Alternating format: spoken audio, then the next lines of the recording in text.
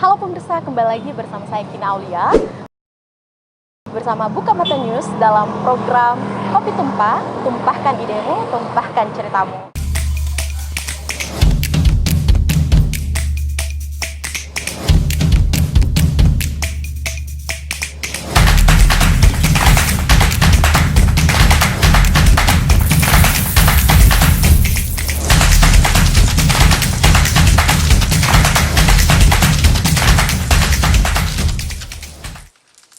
Nah, saat ini saya sudah berada di depan gedung Wali Kota Makassar dan sebentar lagi kita akan bertemu dengan Kepala Badan Perencanaan Pembangunan Daerah untuk membahas mengenai pembangunan Kota Makassar di tengah pandemi COVID-19.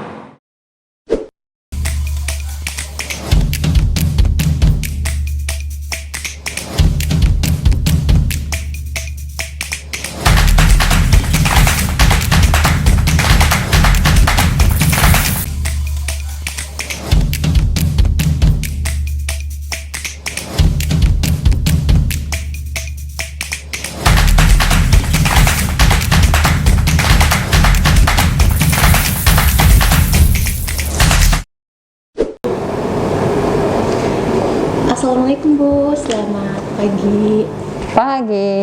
Waalaikumsalam warahmatullahi wabarakatuh. Bagaimana kabarnya? Alhamdulillah, cantik banget ini Mbak. Siapa namanya? Kinan, luar biasa. Boleh Silakan. Iya. Apa nih kira-kira pembicaraan kita kali ini? Pada kesempatan kali ini di Ya. program Kopi Tumpah, tumpahkan idemu, tumpahkan ceritamu. Kopi tumpah. Ya. Nah, dan kesempatan kali ini kita akan membahas mengenai pembangunan Kota Makassar. Dan kebetulan pada kesempatan ini sudah bertemu langsung dengan Kepala Badan Perencanaan Pembangunan Daerah Kota Makassar, Ibu Andi Haji Irianti. Nah, sebelum mungkin kita bincang-bincang lebih banyak lagi Bu, di tengah pandemi COVID-19 ini kesibukannya apa saja? Wow, kalau nanya kesibukan, kalau bisa nambah satu hari 26 jam, 27 jam kali.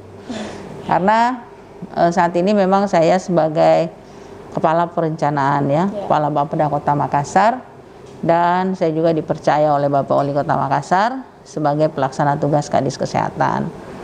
Dan satu hal lagi, saya juga sebagai Ketua Makassar Recover.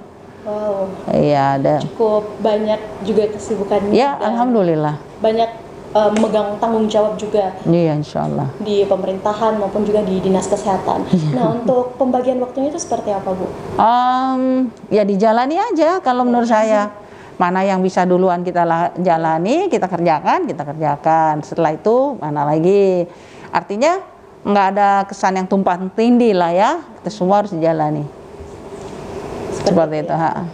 Sekalipun kita di era pandemi COVID-19, banyak sekali kebijakan yang pastinya berubah, seperti work from home, dan juga problematika-problematika yang kita hadapi. Betul. Banyak sekali orang-orang yang harus diberhentikan dari pekerjaannya secara sepihak, dan pengaruh-pengaruh dari sektor ekonomi bahkan pendidikan.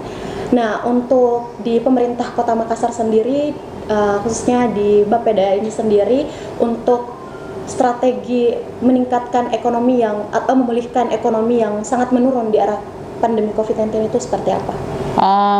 Kalau Bapeda itu kita berbicara satu kota.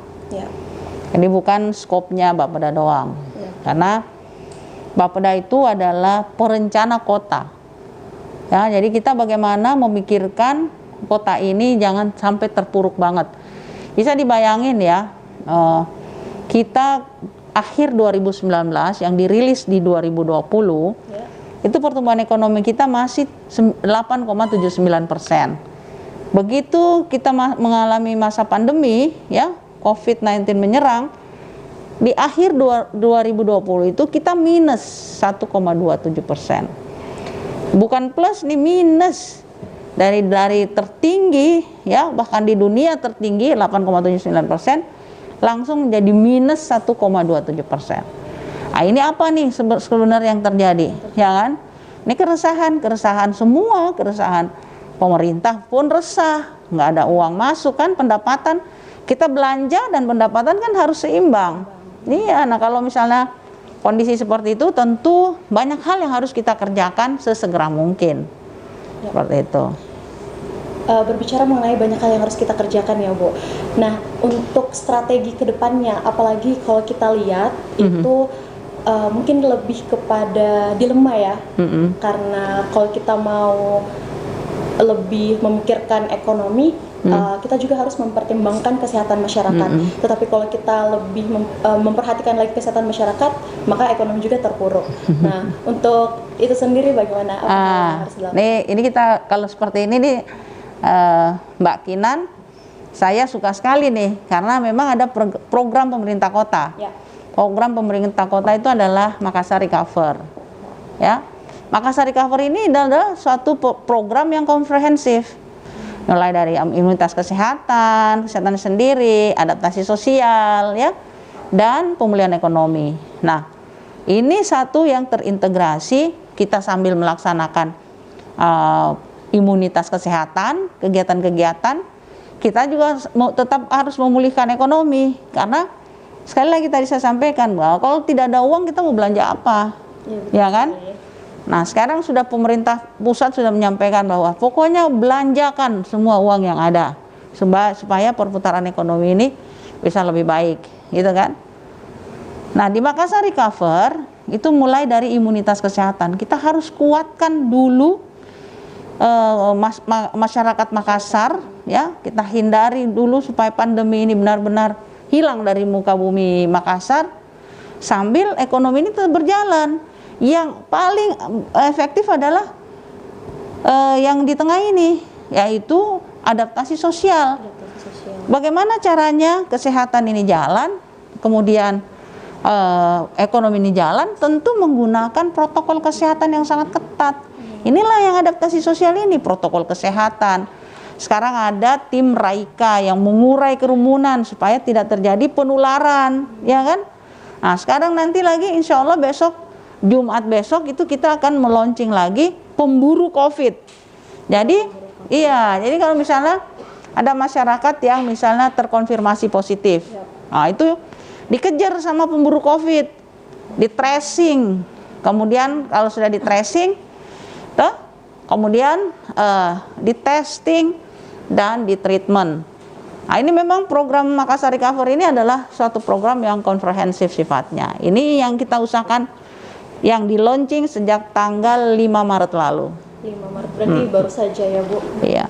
Berarti dari Makassar Recovery ini sendiri sudah ada program di dalamnya yang akan membantu kita dalam adaptasi sosial. Iya. Dan tentunya dengan Makassar Recovery ini sendiri, kira-kira kapan kita bisa lihat hasilnya?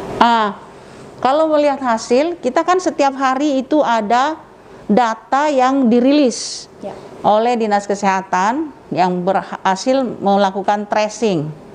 Ya, hari ini tuh 2 yang positif terkonfirmasi. Kemarin 2, sebelumnya itu ada 42, ada 36, ya. Ini fluktuatif seperti ini.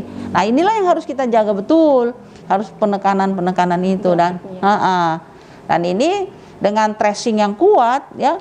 Karena Pak Wali sampaikan bahwa kita tracing itu bukan pada saat positif habis itu kita 30 orang di sekitarnya, tidak seperti itu, tapi rumahnya kita lockdown, kita periksa semua atau rumah.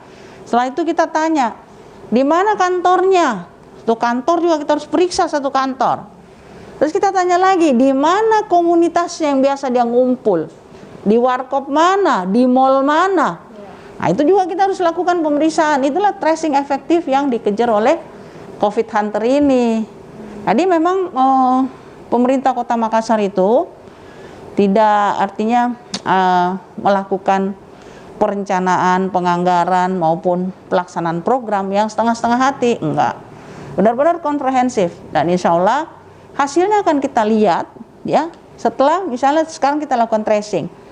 2 minggu ke depan kita lihat lagi gimana model penurunannya, dan di akhir tahun seperti apa hasilnya. Dan kalau kita sangat berharap hal ini sudah tidak ada lagi, ya, tidak ada lagi ditemukan konfirmasi positif. Jadi tiap hari kita juga harus tetap melakukan pelacakan atau evaluasi lah, seperti itu. Karena dari hasil tracing tersebut kita bisa melihat jangka panjang dari Makassar. Ya, betul. apalagi kita punya tim epidemiologi ya yang memang bekerja untuk pemerintah Kota Makassar, mengingatkan pemerintah Kota Makassar bahwa hati-hati, nih sekarang akan terjadi klaster kayak kemarin kan, klaster Lebaran, klaster mudik, itu kan memang kelihatan loh, dari 3 langsung naik tinggi, itu pelan-pelan lagi dia turun. Jadi memang grafiknya cukup meningkat. Kaget juga kita, jangan sampai kita seperti kabupaten kota lain ya. Nah, ini yang harus kita jaga betul. Betul-betul sampai mereka itu zona merah. Iya. Betul ya, Bu. Nah, terlepas dari pembahasan kita mengenai Makassar Recovery, ada pun cita-cita wali kota yang mau menjadikan Makassar sebagai kota dunia. Ya. Visi misinya. Nah, untuk itu seperti apa? Sebenarnya cita-cita Pak Wali Kota itu, visi misi beliau ya, bersama Ibu Wakil Wali Kota, itu sebenarnya dari awal periode pertama itu kan sudah Makassar kota dunia. Ya. Nah, terus 2 kali, sekarang ini terus 2 kali tambah baik. Segala sesuatu sekarang ini bukan lagi kota dunia, tapi smart city-nya yang ditonjolkan. Layanan publik yang benar-benar smart, digitalisasi, ya, agar semua benar-benar transparan. Ini kan ujung-ujungnya adalah transparansi, pemerintahan yang transparan, bebas terindikasi korupsi. Ya. Baru terindikasi nih, bukan bebas korupsinya, baru terindikasi sudah harus bebas dari indikasi. Betul sekali. Nah, berbicara juga mengenai sistem digitalisasi, tentu saja sangat berpengaruh, apalagi untuk pembangunan Kota Makassar itu sendiri. Untuk hal-hal yang dipersiapkan ataupun tahapan-tahapan yang dipersiapkan melalui program Makassar Recovery ataupun melalui program yang lain, apa saja dalam pembangunan Kota Makassar sendiri yang disiapkan oleh Bapeda? Sekali lagi, Bapeda itu adalah penghimpun perencanaan. Ya. Jadi kita pertama melihat apa sih yang diharapkan oleh Bapak Wali Kota terpilih, ya, Bapak Wali Kota dan Wakil Wali Kota terpilih. Itu nanti yang masuk di dalam visi misi kota. Nah, dari visi misi kota ini diterjemahkan oleh semua SKPD untuk membuat rencana strategisnya 5 tahun seperti apa. Setelah itu habis rencana strategis atau rensa orang bilang, kemudian kita membuat renja tahunan. Setiap tahun itu kita tarik apa yang harus kita lakukan tahun ini, tahun kedua, ketiga sampai kelima. Nah, itu tahapan-tahapan daripada perencanaan itu sendiri. Iya. Nah, jadi kalau misalnya Bu nih, Makassar Recovery sudah terjalankan, program yang lain juga sudah terjalankan. Tapi kalau misalnya SKPD-nya ini lelet, apakah kewenangan itu tetap dijalankan atau seperti apa? Memang ini ya gampang-gampang susah. Iya. Karena sekali lagi tidak semua kemampuan SDM ya itu sama. Makanya kita harus nah, sekarang ini kan Pak Wali Kota menyampaikan bahwa kita untuk tahun 2021 ini selain Makassar Recover, ya, kita akan melaksanakan resetting birokrasi. Resetting birokrasi bukan berarti mengganti saja, tetapi bagaimana percepatan kinerja daripada birokrasi itu sendiri. SKPD-nya yang ini adalah SKPD-nya. Percepatan, karena semua juga dari visi misi adalah percepatan 2 kali tambah baik, percepatan capaian smart city sesuai visi misi Bapak Wali Kota Makassar. Nah, untuk perkembangan sumber daya manusia yang ada di Bapeda sendiri itu seperti apa? Kalau Bapeda sendiri, kalau ya bukan artinya kami berbangga diri ya, tapi memang selalu saya ingatkan teman-teman saya bahwa kita memang selalu harus mengupdate diri ilmu, ya. Nah, istilahnya itu kalau mobil tune up ya. Nah, kayak gitu. Kenapa? Karena kitalah yang sebenarnya menjadi rujukan SKPD. Ya kan? Karena bilang gimana sih misalnya artinya apa itu yang dimaksud dengan 2 kali tambah baik Bapeda. Ya kan? Itu SKPD rujukannya ke kami. Jadi kalau kami sendiri misalnya Bapeda sendiri, SDM-nya Bapeda sendiri kurang, gimana dengan SKPD lain? Ya, dalam meningkatkan. Iya, seperti itu. Jadi memang kalau saya selalu sampaikan kepada teman-teman saya, kita ini harus satu tingkat di atas SKPD lain. Ya. Karena kita sebagai rujukannya, gitu kan? Betul sekali. Nah, seperti itu. Tadi juga saya sempat mendengar kalau kita itu tetap harus ada proses transparansi di dalam pengelolaan dana atau apapun itu di pemerintah Kota Makassar sendiri, khususnya di dalam perencanaan pembangunan daerah. Nah, dalam mengatasi hal ini tentunya yang harus kita wanti-wanti adalah KKN ataupun korupsi, kolusi, dan nepotisme. Dalam hal ini apa saja yang dilakukan oleh Badan Perencanaan dan Pembangunan Daerah Kota Makassar? Kalau sebagai tupoksinya Bapeda, setelah kita melakukan proses perencanaan dan penganggaran, itu kan selanjutnya kita melihat lagi 3 bulan ke depan saya akan evaluasi. Bapeda akan mengevaluasi melalui MONEF, monitoring evaluasi, apakah sejauh mana ini mereka kerjakan, ya kan? Kalau terkait dengan pemanfaatan anggarannya sendiri, itu nanti ada yang mengawasi, ada inspektorat internal, ada BPK eksternal. Jadi apakah terjadi penyimpangan atau tidak. Nah, tapi kalau dari kami, apakah proses perencanaan ini dijalankan enggak? Jadi kami tetap melakukan proses monitoring evaluasi, pengendaliannya ya sampai kepada monitoringnya. Ya, betul sekali ya. Jadi dari segi transparansi sudah sangat melakukan pengawasan, pengelolaan pendanaannya pun seperti itu, dan melalui program Makassar Recovery, melalui inovasi-inovasi yang dilakukan oleh Bapeda itu sendiri dalam meningkatkan ekonomi, pertumbuhan ekonomi yang lebih baik lagi pastinya, meskipun kita berada di tengah wabah COVID-19. Dan saya juga tadi sempat meng-highlight bahwa kita terus harus tetap melek dengan digitalisasi dan terus mengupdate diri agar kita tidak ketinggalan sekalipun kondisi seperti ini. Betul sekali ya, Bu. Nah, yang terakhir mungkin peran Badan Perencanaan dan Pembangunan Daerah Kota Makassar dalam pembangunan kota, pastinya banyak sekali hal-hal yang harus dipersiapkan dan juga banyak sekali juga problematika yang dihadapi. Nah, namun dalam hal itu apa saja yang membuat Bapeda itu sendiri sampai saat ini tetap harus stay dan menghadapi COVID-19 itu sendiri? Kalau terkait dengan COVID-19 sudah jelas kerja apa ya. Kami membackup tentu dari aspek perencanaan ya, artinya contoh misalnya sekarang pandemi COVID ini apa sih yang akan dikerjakan oleh Dinas Kesehatan? Ya, betul. Mau beli apa saja, peralatan apa saja, alkes-alkesnya dan lain sebagainya, persiapan itu. Nah, itu dari aspek perencanaannya dan penganggarannya. Cukup nggak duitnya nih mau beli ini, misalnya gitu kan? Nah, itu. Tapi dalam pelaksanaan sendiri di semua SKPD itu yang akan melaksanakan teknisnya.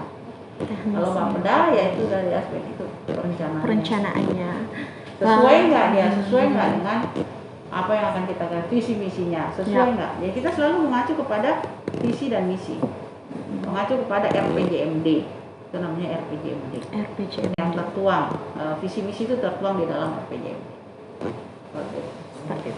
Terima kasih banyak Ibu di ngobrol kita pada hari ini, dan semoga dengan program-program yang ditawarkan dengan Makassar Recovery juga yang menjadi salah satu inovasi terbaru di tahun ini bisa kita lihat hasilnya dalam jangka panjang dan dalam mengatasi ekonomi yang cukup menurun dapat kembali tumbuh dan meningkat, dan dapat juga membantu dalam segala sektor, mau pendidikan, ekonomi, bahkan kesehatan masyarakat pastinya. Semoga sehat selalu dan semoga bisa bertemu lagi di forum-forum selanjutnya. Terima kasih Mbak. Terima kasih.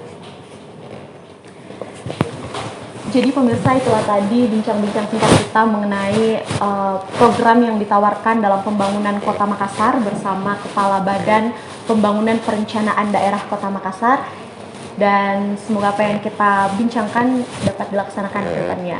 Dan sampai jumpa di episode selanjutnya.